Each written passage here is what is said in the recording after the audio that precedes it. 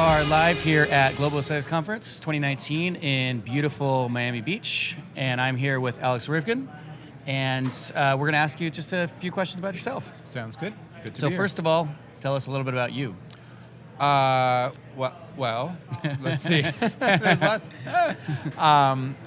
So the practice is I live and work in Los Angeles. Okay. And originally from East Coast, and so as we were saying, I appreciate the good weather. It's always it's always nice to have sunshine a lot, most of the year. It's always a good thing. And not from this country originally, so from the place that no longer exists, which is the Soviet Union. Okay. And came here in '75. Wow. So settled in Boston, then moved out west. Wow. Okay. So we'll start off with an interesting one. If you could sit down with your younger self, your 25-year-old Alex, and tell him something, or younger Alex, what would you say? What would you? I think, and it's when you're young, I think we worry a lot about what other people think of us, and we don't.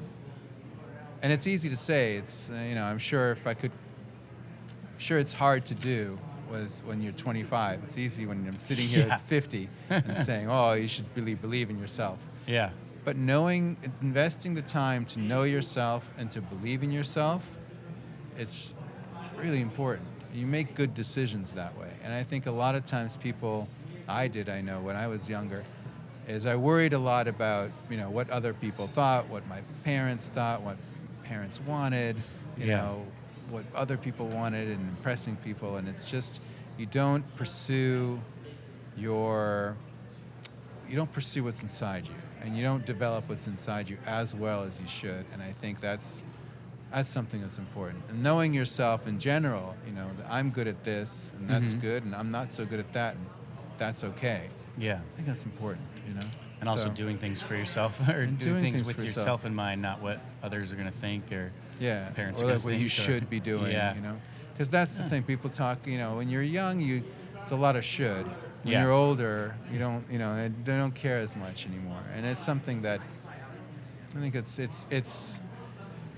important. It's nice because it's as you go on, and I mean, as I go on, one of the things that I reflect on is that if I had just known myself better, that I wouldn't have done this, which led to these things which weren't that great. Yeah. So if I could knowing yourself, it's important. I almost think I think therapy should be a required course in medical school.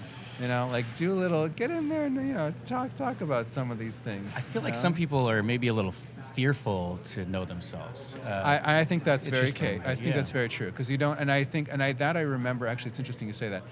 I very specifically remember that when I was quite young, when I was in my early 20s, I remember thinking that. I'm like, maybe there's like something really nasty, awful, horrible in there. Exactly. Maybe I'm like, geez. And I'll discover something that'll be like really terrible. Yeah. But you don't. You got to have faith, and you got to know that what's in there is good. And whatever is in there, you're stuck with it. Doesn't matter. Exactly. It's going to be there no matter what. Yeah, it better be nice to yourself, because there's you're there with you. And if you know the demons, you can fix them. You can work on them. I mean, you can't just ignore it and expect it to all of a sudden be better. I think so. So that's what. That's a really good piece of advice. Yeah. So. Get pretty deep on that one. Yeah.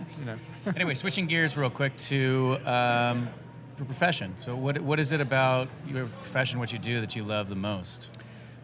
I think it's we all go into medicine. At least people that sit here in this chair go into medicine, and we want to go into medicine to help people. And I think most people go in to help people, and that's for the right reasons. But as you go through the process, there's certain parts of your personality that are amplified, and there's certain parts of your personality or yourself that are a little bit suppressed. And I think as you go through medicine, some of the creative side of who you are is suppressed, because there's a lot of things to learn, and there's a lot of ways to think about things that you have to absorb, and how to process situations logically, how to act efficiently and effectively, how to analyze conditions, analyze situations, and pick through differential diagnoses and all this kind of stuff. So, and that's great. You have to do that to be an effective doctor. But one of the things, before medical school, if you remember, if some of these docs remember that, and I certainly remember that before medical school, I would enjoy being creative in various ways, whatever they were, whether you sculpt, whether you make music, whatever you do. In medical school, sometimes there's not a lot of time for that, and there's certainly not a lot of ways to do that in medicine as part of your profession. And so when I was getting out of the whole training aspect of things, I was thinking, it would be really nice and I started doing some of this more aesthetic work. I thought, this is really cool. This is really cool that I could do. First of all, make people feel better about themselves and have more confidence, and treat people, and also use that creative aspect of myself and exercise that creative muscle. And I think that was cool. That was nice. It's unique. I've heard both of those things separately, but not together. I've heard that a lot of doctors, you spend a lot of time studying. There's a lot of you've missed out on, essentially.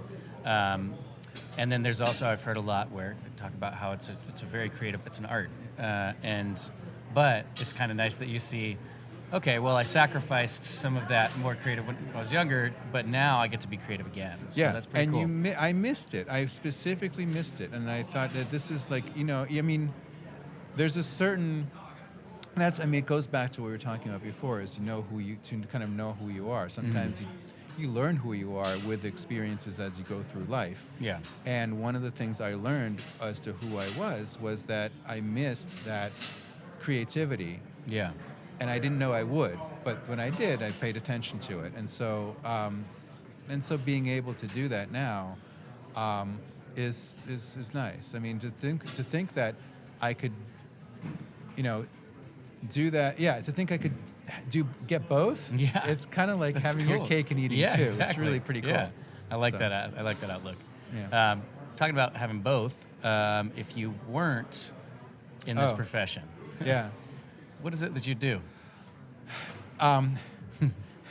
It's funny because sometimes we were. A friend of mine is from Uruguay. Okay. And we were having that discussion a long time ago when we were residents. We were talking where I still remember this conversation. We were talking in a restaurant. I'm like, what would you do? What would you, if you could do anything, what would you do? And and I was like, I was like, well, I want to be a rock star because it's pretty cool. You're on stage and everybody loves you, and you're just doing this, you're singing or you're playing your instruments really awesome, and touring. It's great. It's like, no, that's nothing. It's like, that's nothing. He's like, I want to be a professional soccer player in South America. That's it. That's the bomb. Like, yeah, that's pretty good. as far as this adulation scale goes, that's pretty high up. That is pretty high up there. So I don't think I would be a professional soccer player in South America. But if I wasn't doing this, I think I don't know. I was thinking about academics, being a professor. Okay, it's interesting. Sort of the more kind of it's because it's always being in a university setting is nice. Keeps you young. You know? So I teach at UCLA, and I always look forward to that when the class year starts, and having new students and just getting their perspective and seeing how it keeps you young. It's nice. That's awesome. Well, thanks so much. It's great learning a little bit about you. No, my pleasure. Thanks for having me.